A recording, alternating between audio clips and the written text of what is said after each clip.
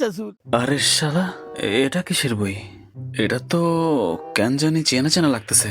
আরে কই যেন দেখছিলাম, কালকে রাইতে মনে হয় মাল বেশি খাওয়া হয়েছে, মনে পড়তে পারতেছে না কেন।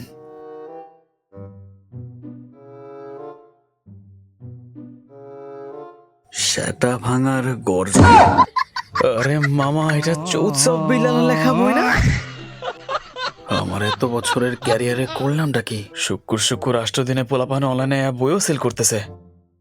এ তো দেখি ছন্দের বাহার। বোকার ছন্দে বসবাস তোমার, পারো না তুমি খেলা। ভাত না খেয়ে গু খাওয়ার করো জিঙ্গালা। পালাপু তো লেখলোটা ঠিক আছে, কিন্তু এইসব লেখলোটা কি? না, এইবার তো আমি আর না লেখা পারতেছি না। এমন লেখা লেখবো আজকে যে এই কলমের কালি শেষ হইলেও থামবো না। এমনকি আমার কলমের কালি দেওয়া হইলেও লেখা ছাড়বো না। I got broads in Atlanta, just to lean the family. Credit cards and the scammers, hitting the licks in the bank. কিন্তু আমি যদি এখন লিখি, মানুষ তো আমার চৌৎসব বিলালের কপি কইব। আরে না, মানুষ তো জানে হিউমার ইজ অলওয়েজ ব্র্যান্ড। পৃষ্ঠা নাম্বার 14। আজ এতটুকু একটু গবেষণা দরকার।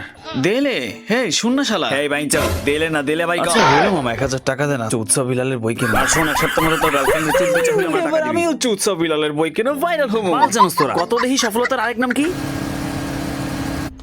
এ মাগি দাঁড়া না একটু, তোর কাছে নাকি চৌৎসব বিলালের বই আছে রে?